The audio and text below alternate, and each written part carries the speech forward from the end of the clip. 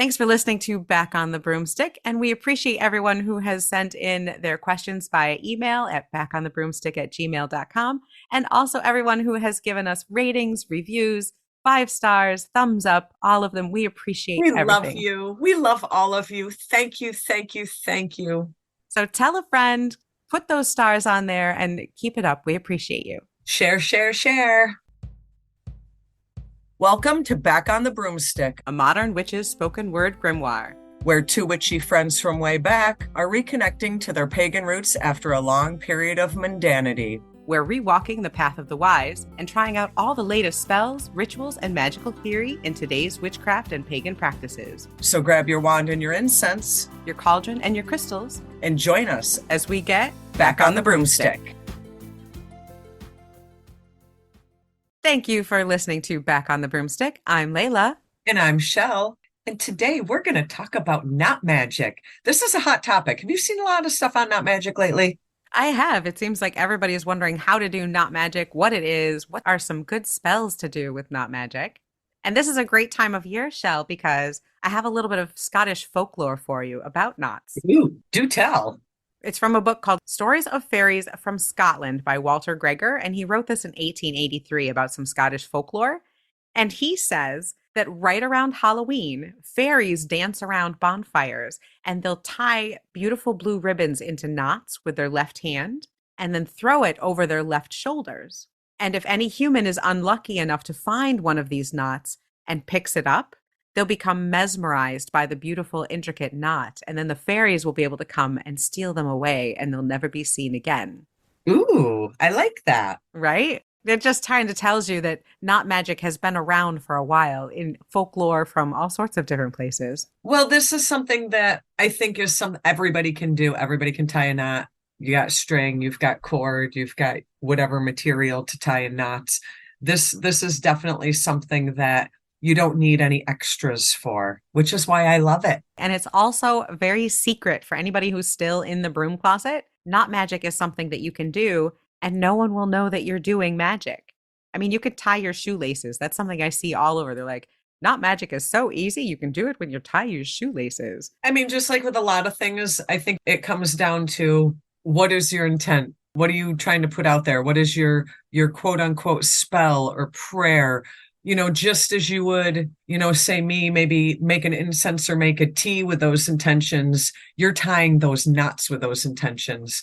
One little thing that I had seen way back, and you can still find it online. I'm pretty sure you can find it online still.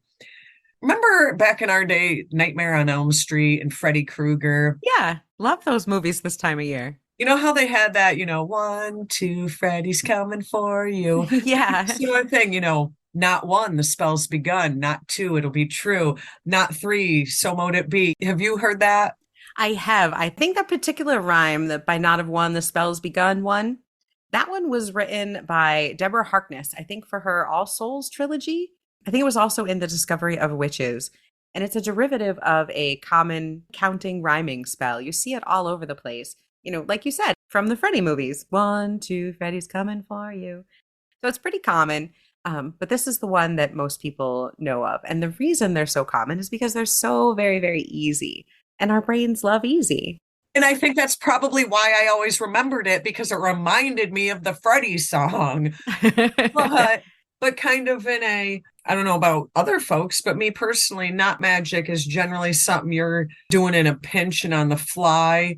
I don't know. It was always kind of in a pinch kind of thing for me. The rhyme that you're talking about is a 9-line charm. It goes up to number 9, and you can. I don't think I remember all 9.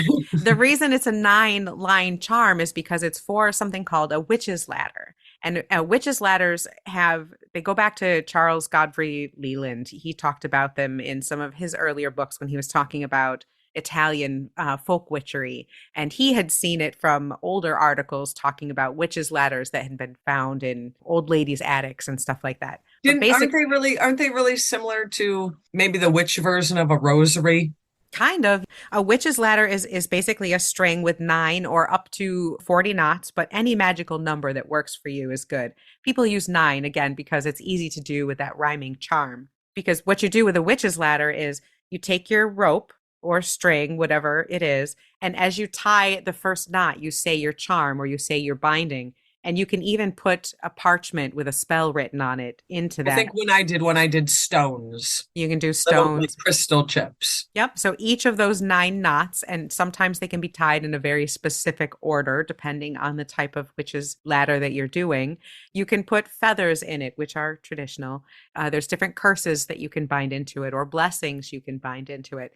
But that charm is specifically for something called a witch's ladder, which has kind of an old, possibly controversial beginning, but in modern day is used as a very powerful knot spell.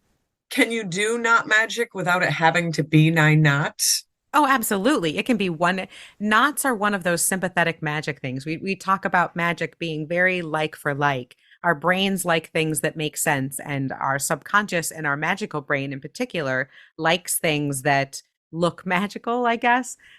So a knot, when you're saying, I bind you, or you're trying to bind someone, what do you do when you literally bind someone? You knot them up with ropes, you tie them down. And so tying a knot is literally binding something. So you can do that for good or for ill. If you want to bind someone to stop them, you can. Or if you want to bind good things into something, you can. One example of a time when you spent a lot of time tying knots is right here, Chelle. Oh, yeah. Our coven Our cords. coven cords, we are both holding up 9 foot long cords that are 3 different braided cords. So there's 9 total cords in this 9 foot long cord. I think we started out with 18 feet of cord that we Yeah. then had to separate and braid. And I think by the time I was done, I had carpal tunnel. What we're referring to is a coven cord. And for our coven, we started out with 3 braids of white, and you would move up to different color cords until you eventually got the high priest or high priestess cord. To make these cords for each of our initiates, or as you moved up and got a different color cord, we would have little coven parties, and people would come over and we would take this god's awful long lengths of cord. Like Chelle said, it was like 18 or 21 feet because you then had to braid each color. Then the 3 colors together got braided Got together braided again. together. And as we made these braids, which are a type of knot, we would think good thoughts about this person. We'd be talking about the coven. We'd be laughing about the future. We'd be infusing this braid with energy that would then get bound by those knots into that cord. Do you know how long it was? Like years. It was years before I realized that that was considered knot magic. So I had been doing knot magic, making all those cords, getting my carpal tunnel, and didn't even know it was necessarily knot magic, which I laugh at now. But sometimes you do things, and just because you don't have a name for it, you don't realize you're doing it. So I had been doing knot magic forever and a day and had no clue because it was braiding. And I didn't realize that braiding, in your mind, you're like, a knot, a knot. That's not a Right. knot, it's a braid. But yeah, it took me years to realize I was doing knot magic for a long time. Braiding, sewing, knitting, crocheting, all of those are forms of binding, forms of knot magic. Macrame is a beautiful form of knot magic. I'm going to hold up another thing that our listeners can't see, but Chelle can. This is a necklace, like those Oh, hippie I hemp love rope those. necklaces. This one I made for my husband. It's wrapped with 5 different stones. And he had picked these stones out while we were at a pagan festival and carried them with him the entire festival, charging them with really positive energy. And then I took hemp rope and wrapped a necklace and then wrapped each stone in its own individual net. And there's a lot of knots in this necklace. And so each knot was tied with intention. And you can do that while you're crocheting something or sewing something. And it can be very small, it doesn't have to be big. Well, like I said, I think there's just some misconception that knot magic is specifically knots, Yeah. and And it's not. it's not. No, it's not.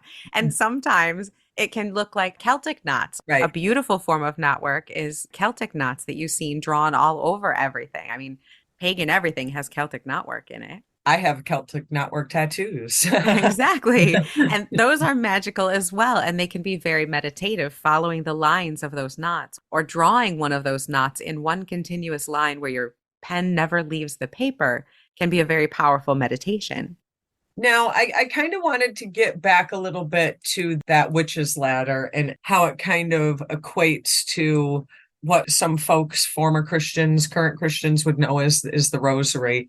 So you know how on a rosary, your typical Catholic rosary, I don't know how many beads are on it, to be honest. I've never really had that experience, but you pray to each bead. I have done that with a witch's ladder. Same exact thing. We're kind of not necessarily pray to each knot, but have a conversational intention with each knot, because I've done it in a way that I think when I did it, I had like a strip. It was just like maybe a 8-inch long strip by the time it was done. And like I said, I had knotted in chips of crystals and stones at each knot, and kind of did it like along like the chakra color theme. Oh, that sounds really cool. Kind of did like a meditative, intentional mini spell at each color as I went up the color code. So you doubly charged those. So not only did you have crystals in there to hold the energy, but you knotted it in there to hold and keep it. Well, they were those little chips that had the holes in them, like the jewelry chips. So I was able to make the chip a part of the knot. You know what I'm Yeah. saying? Oh, yeah, absolutely. Now you doubly have an energy holder there. And kind of every knot put in the intention that I had that stone symbolize, basically. Kind of like how you would pray on a rosary, going from knot to knot or stone to stone. A spell braid like that could be used similarly, especially if you charge, like you said, you had it done in chakra colors and you charge each of those with that type of energy. Anytime you then wanted to do a chakra meditation, if you took that braided cord out and then held each knot, you would feel that rush of energy. You'd basically have a chakra battery, an energy battery right there that you could then use later in spells or in meditations. I think that's fabulous. And also very aesthetically pleasing. I have to just throw that piece in there. Gotcha. Yeah, they're really pretty. Oh my gosh. I mean, my husband loves his necklace. He wears it all the time, and it's a very wearable spell. It looks great on him. But another thing with braiding that I like to do while we're on the topic of braiding is braiding hair. Hair. Yeah. And we're not going to get into locks or dreadlocks or Rastafarian locks because that's an entirely different thing. That's a whole religious thing. And so we're not going to really talk about locks here, but that's another way that knotting something can be very spiritual, very powerful, and very magical. There is such a thing. We'll touch briefly on the fairy locks, like in Irish and Celtic mythology. There's the idea that fairies at night would come and knot your hair, and then it might possibly, like Shakespeare says, it's unlucky to brush those out. But that doesn't mean that they wore them as a hairstyle. They just Right. kind of talked about it happening. But braiding your hair was definitely something that people in all sorts of different cultures and societies did as a magical tool. And same thing, as you're braiding your hair, do your intent. My favorite one is like right before a like an interview or something or a date. Take just a little bit of hair from the back of your neck, enough to do a very tiny, tiny 3-strand braid. And as you're thinking, I hope I'm confident and secure and have great answers to every question for this interview while you're braiding your hair, and then just tuck it back. No one's going to see it. And now you have a spell that's going to last just for a little while as that braid works itself out, that will hopefully bind some of that energy that you just raised to give you confidence and good answers and a good interview. Well, I'm glad you made that little point that no one's going to see, because hair braiding is a great form of knot magic for folks that are still in the broom closet and are not comfortable coming out. This is something that you can do all day, every day, and no one's going to know. Even the men out there, you can braid it and no one's going to know that there's magical intent there. For those that are in the broom closet, this is a nice, powerful, useful tool for you. And I talked about a little teeny tiny braid that you could hide, but Shell's talking about beautiful braided hairstyles. When you're Yeah. doing your hair in the morning, put a little bit of oil in there and braid your intent for strength, or similar to veiling, where you put an actual piece of cloth on your head. You could braid your hair to be your veil or your protection for the day, and even put in crystals or small hair clips that you have charged with certain intents to be your protection on your crown for the entire day. That is just a beautiful way to do magic with hair. I think so too. I think so too. And it's super easy to hide, which is why it's something that's very, very popular. And witches' ladders can come in all different forms. Like I said, you can tie knots to be a curse. You can bind someone to keep them away from you or to bind their energy away. Or you can bind good things together, such as a coven cord. Or I also still have my hand fasting cord from when my husband and I were married, which, similar to the coven cord, we took cords that had colors relevant to us and we wove them in this was a 5-strand braid. I chose a 5-strand braid for that particular cord. But again, it was woven with magic and intent, and we still have it together. And similar to the binding of them, you can also unbind knots with intention. I've done that. Yeah. Yeah. Chelle was also hand fasted with a cord, and I distinctly remember the ceremony to unwind that cord. Unwind that cord. Sometimes you gotta do what you gotta do, no harm, no foul. That's right. But you sometimes, you gotta undo what you've done. And that's easy to do with not magic. You can easily, I don't want to say easily undo what you've done, but you can kind of reverse that magic in an easier way than say other methods. This may be aging me, but I remember back in the day, another form of cute hair magic. I would do the little braid. You talked about getting the little braid from the tight inside back. But remember, after we braid them, then you get the embroidery cord in the different colors, and then maybe a charm or two and do hair Hair wraps. wraps. Hair wraps were something I utilized for spell work a lot back in the day. Do people even do that now? They do. Are hair wraps still a thing? I think so. And hair braids are very, very popular now. Other than hair, knot magic has all sorts of different uses. Do you know sailors used to use knot magic? People forget that.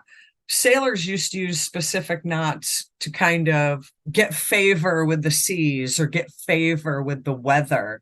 This is something that's definitely kind of goes across the board, not necessarily in witch circles. I think people have practiced knot magic in one form or fashion all throughout time. I think because it's so easy to see the magic in it. I mean, tying something up is binding them, untying something is releasing it. It's easy to see that. It's also, you talked about sailors' knots.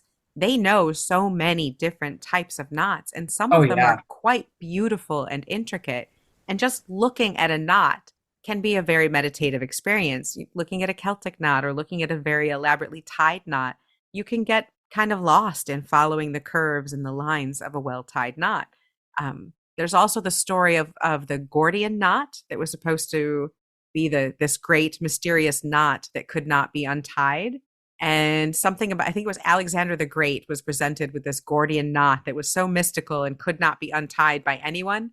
And he kind of pulled an Indiana Jones and pulled out his sword and just sliced it in half. Because that is a cheating. Hey, it's one, nobody said you couldn't untie it that way. How you untie the knot can also mean something differently. You can very carefully unpick the knot over time, which could be symbolizing untying a problem. Maybe you've got a particularly difficult issue that you're dealing with, and in some spell work, you can tie up this crazy elaborate knot. And then, as the ongoing part of the spell, you could try to pick it apart slowly over time. And the idea being, as you unravel and pick apart that knot, you're better able to unravel and pick apart the problem that you're having in your life. So there's a metaphorical reason with it as well. Right. And again, that's why they're so powerful, because it makes sense to your subconscious, to your magical brain. And that's also why sometimes you don't want to pick apart. Sometimes the answer is to slice it with a big ass sword. Well, sometimes you just got to cut to the chase. That's right. Exactly. Just to kind of circle back to something we talked about with that witch's ladder. Do you feel that, is there ever a time where is one not enough? Or do you think it has to be in kind of that 1-3-9 pattern? What's your thought on the number of knots for magic? I think that's going to depend on the witch and the situation. For me, I like 3-6-9. I like doing things in patterns. So 3 knots would probably be the minimum that I'd want to do. And besides, that charm is so much fun to say anyways. You can make up your own. They're pretty easy. any number of rhyming schemes will work for you.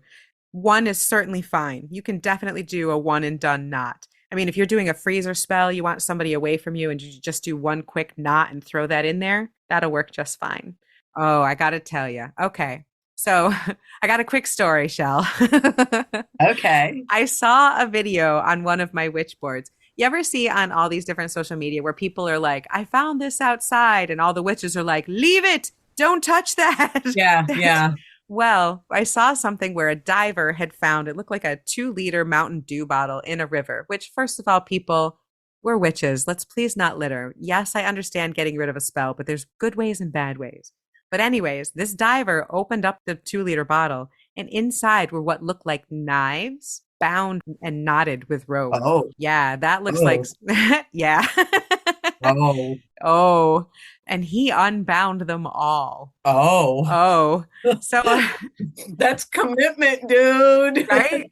There's lots of different ways to do spells. You can bind people with them, you can bind situations with them, and then getting rid of it is certainly important, but I don't know. I think there's better ways than throwing it in the river. I'm stuck on undoing someone else's magic. I don't think the diver knew. I mean, definitely a muggle, certainly had no idea what he was getting into and just thought he was like, what is this? I'm going to check it out. And then unbound someone's everything. Wow. Yeah. So a couple Wow. things. One, Don't don't litter. litter. If you're going to be putting things outside, put it in a pumpkin shell. If you're going to put it in the river or in the earth, put it in something that will be biodegradable, that will return itself to the earth safely. And actually, this is a good time of year to do that because there's lots of pumpkins and gourds that you can do that with. Yeah, why use a plastic or a glass bottle, especially if you don't ever want to see it again? Put it in a pumpkin. Throw it out in the woods. Another knot spell. This is going to be kind of a spell heavy episode, I guess, but I love this. I love this idea. We talked about you and your hand fasting cord and unknotting that as part of a ritual.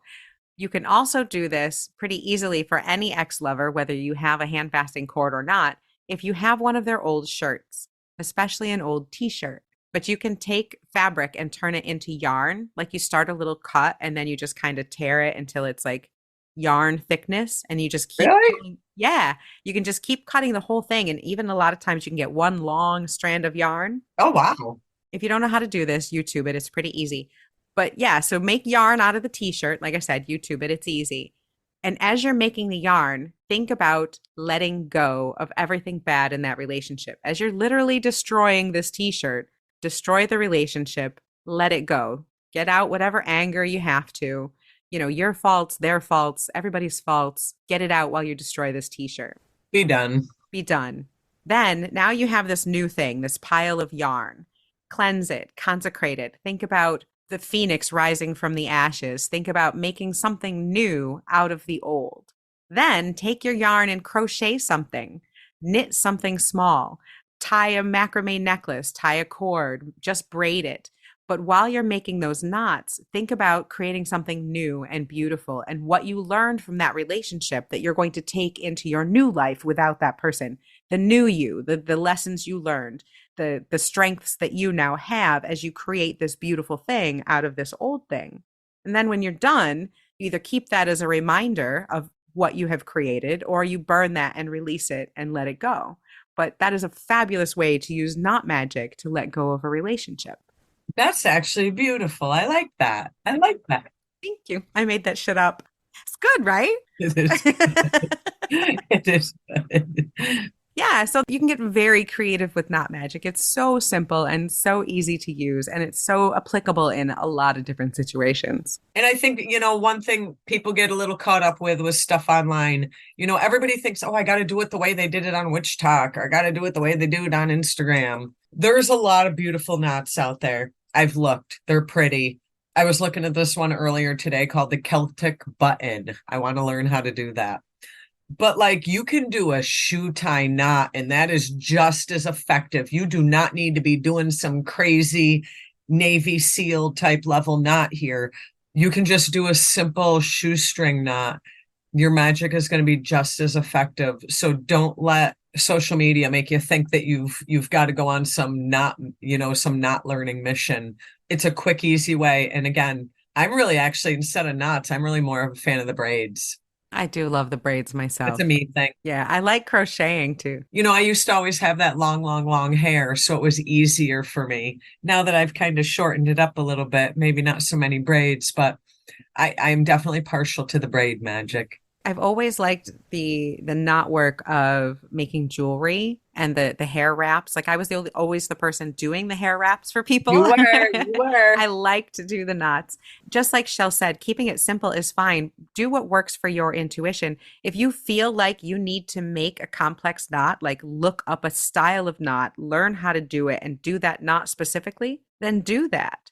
There's power in that. There's magic in the studiousness of learning that and then doing it exactly. There's also power in, fuck you, I'm tying this knot just once and you're done. There is. Both of those work. Right, right, right, Whatever you need, you're going to know. So if it feels right to you, that's what you need to do, because your magical brain is different than Chelle's magical brain, which is right, different than my magical brain. right. And the symbolism and the archetypes that work for each of us are very personal specific. So find what works for you. If you need a specific type of cord, specific type of color, that can help for some people's magical brains, but not for others. Yeah, I definitely got to learn that Celtic button because I think it's cool and it's calling to me. There you go. See, that's exactly why you should learn it. Once you learn it, you'll find some reason why you'll need that in a spell, I bet. And then just wait because everything that you see is gonna. I'll be like, hey, Layla, do you want this? It's got a nice Celtic button on it that I just knotted up. Yeah, and hey, knot work is really pretty. Like I said, I make jewelry, so you can knot all sorts of cool things for people out of it. So definitely knots can be used all sorts of different ways in your practice. You should try it a couple different ways. Try braiding something, try a simple knot, try a complex knot. Look at some Celtic knots while you're meditating, but see what works for you in your practice. It's a very underrated magical use, and I think that people are doing it more often than they may realize. Again, I was doing knot magic and didn't even know it for years. It's quick, it's easy, and super, super effective. Highly underrated. Thank you so much for listening to Back on the Broomstick. We hope you all enjoyed our show today. Oh, I almost forgot. For those of you who have signed up on our website, backonthebroomstick.com, we have a newsletter which will be going out hopefully in the next week. So I apologize that that's delayed. It's our first one, guys. We haven't done a newsletter before. And I was kind of excited to kind of put this together. It kind of got the old creative juices flowing. Great time of year to have that start. And I think we've got something fabulous to get out there. So I think so too. So if you have not yet signed up for our newsletter, you still have time to catch our very first Back on the Broomstick newsletter, the October edition. So head over to our website, backonthebroomstick.com, or check out our Instagram or our Facebook, all at Back on the Broomstick. And we will see you next week. And most importantly, keep it witchy. That's right.